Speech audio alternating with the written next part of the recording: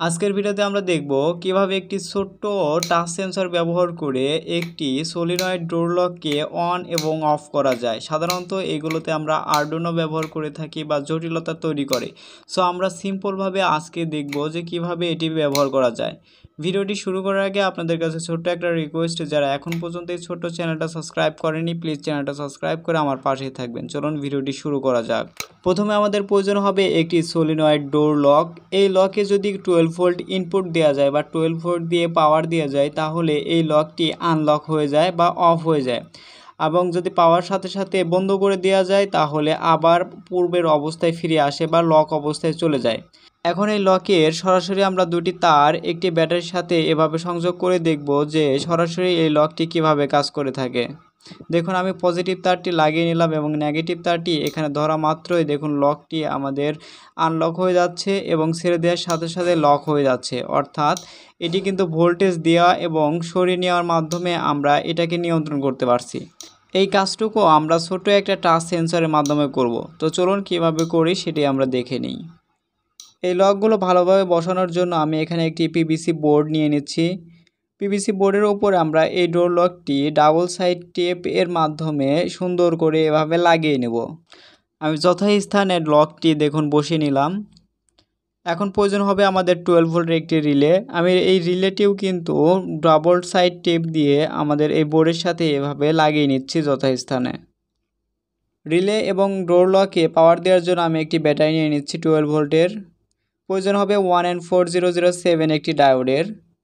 এই ডায়োডটি আমরা অ্যানোড এবং ক্যাথোড দেখে ঠিক এভাবে সংযোগ করে নেব। আপনারা সম্পূর্ণ ভিডিওটি কিন্তু মনোযোগ সহকারে দেখবেন।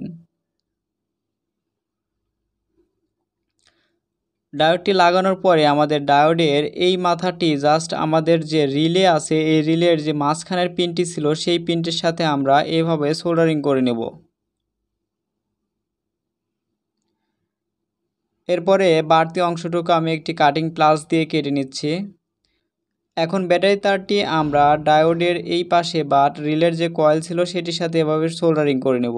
প্রয়োজন হবে BC457 একটি ট্রানজিস্টরের পিনগুলো আমি সুন্দর করে এভাবে বাঁকিয়ে নেব। আপনারা আপনাদের সুবিধা মতো কিন্তু বাঁকায় নেবেন। ট্রানজিস্টরের যে কালেক্টর পিনটি ছিল সেটি আমি রিলের এই প্রান্তের সাথে এভাবে সোল্ডারিং করে নিচ্ছি, এবং আমাদের যে ব্যাটারি নেগেটিভ তারটি ছিল ট্রানজিস্টরের ইমিটারের সাথে এভাবে সোল্ডারিং করে নিচ্ছি।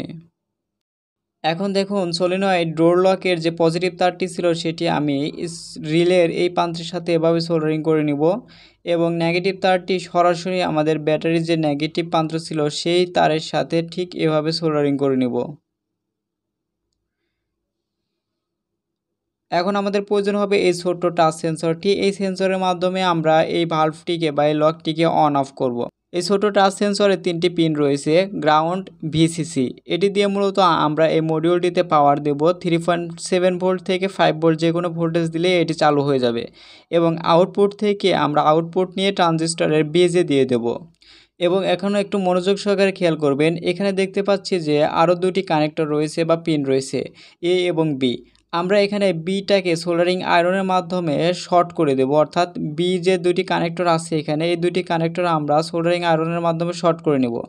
দেখুন আমি এখানে বি প্রান্তটি সোল্ডারিং আয়রনের মাধ্যমে সরাসরি শর্ট করে দিয়েছি। আপনারাও কিন্তু অবশ্যই এভাবে শর্ট করে নেবেন। টাচ সেন্সরের যে গ্রাউন্ড পিনটি ছিল সেটি আমরা ব্যাটারির সরাসরি এভাবে গ্রাউন্ড পিনের সাথে এভাবে সোল্ডারিং করে নেব। প্রয়োজন হবে 1 কিলো ওহমস রেজিস্ট্যান্স। এই রেজিস্ট্যান্সটি সেন্সরের মাঝখানের পিন বা আউটপুট পিন থেকে এভাবে সোল্ডারিং করে নেব।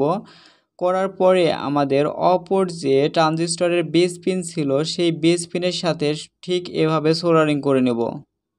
করে নেওয়ার পরে আমাদের বাড়তি অংশটুকু কাটিং প্লাস দিয়ে কেটে নেব। এখন আমাদের সেন্সরে পাওয়ার দেওয়ার জন্য 3.7 ভোল্ট অথবা 5 ভোল্টের যে কোনো ভোল্টেজ প্রয়োজন। আমি 3.7 ভোল্টের ব্যাটারির পজিটিভ তারটি ভিসিসির সাথে সংযোগ করে নিচ্ছি, এবং যে নেগেটিভ তারটি ছিল ব্যাটারি সেই নেগেটিভ তারটি ওই 12 ভোল্ট ব্যাটারির নেগেটিভ তারের সাথে ঠিক এভাবে সোল্ডারিং করে দেব। ব্যাস, আমাদের সার্কিট মোটামুটি রেডি হয়ে গেছে। এখন টেস্ট করার পালা যে এই সার্কিটটি কীভাবে কাজ করে। চলুন টেস্ট করে দেখি। দেখুন আমাদের টাচ করার সাথে সাথে কিন্তু আমাদের এই যে সলিনয়েড ডোর লকটি ছিল সেটি অন এবং অফ হচ্ছে। একবার টাচ করলে সেটি অন হয়ে যাচ্ছে এবং আরেকবার টাচ করলে সেটি অফ হয়ে যাচ্ছে। সো এর মাধ্যমে আপনারা যে কোনো প্রজেক্টে কিন্তু খুব সহজেই ব্যবহার করতে পারবেন। সো যাই হোক, ভিডিওটি আর বড় করতে যাচ্ছে না, ভিডিওটি এ পর্যন্তই। যদি ভিডিওটি ভালো লেগে থাকে তাহলে অবশ্যই লাইক কমেন্ট করবেন। আর আপনি যদি আমার চ্যানেল নতুন হয়ে থাকেন তাহলে প্লিজ প্লিজ প্লিজ আমার এই ছোট্ট চ্যানেলটা সাবস্ক্রাইব করে আমার পাশে থাকবেন। সো সবাই ভালো থাকবেন, সুস্থ থাকবেন।